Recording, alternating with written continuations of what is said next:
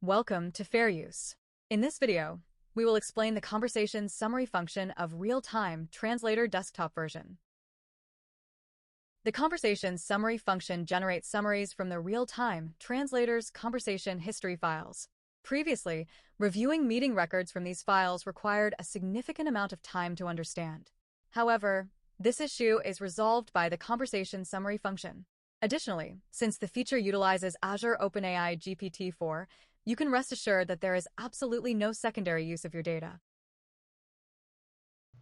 To use the conversation summary function, you must meet two requirements. 1. Real-time translator version. Your real-time translator must be version 3.5.0 or later. If you're using a version lower than 3.5.0, please install the latest version. 2. Application submission. If you wish to use this feature, your company's representative needs to apply to our company. Furthermore, if you have a real-time translator contract, you can use this feature at no additional cost. We will guide you through the conversation summary function using the actual interface. To use the conversation history summarization feature, launch the real-time translator desktop version and sign in. Click the Summarize button at the top of the main screen. The summary list screen will appear, displaying up to 10 conversation history files in chronological order. At the top right, you can select the target language for summarization. At the top left, you can filter by meeting date, participants, or search for text within the summaries.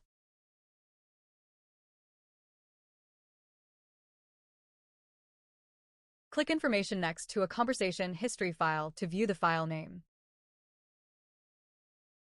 Click speakers to see the names of those who spoke in the conversation history file. Please click Summarize to start the summarization process. For a 1-hour meeting, a summary is generated in about 20 to 30 seconds. When the saved window appears, click OK.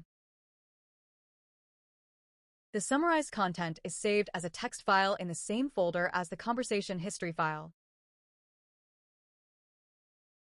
When the overall meeting summary is displayed, click Details. In the Detail Information window, you will see the start and end of date and time of speech, speakers, overall summary, and speaker-wise summaries. Click Open Summary to view the same content in Notepad, which can be used for meeting minutes.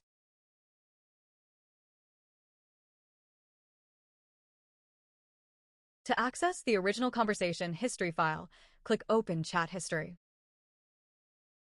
This will open Excel, allowing you to review the detailed conversation history. Click the Close button on both the Detailed Information and Summary List windows to return to the Real-Time Translator main screen. The conversation summary function extracts the speaker and speech content from Real-Time Translator's conversation history files for summarization. As of the December 2024 release, summarization is available for speech content in Japanese and English. That concludes the explanation of the conversation summary function in Real-Time Translator. Thank you for your attention.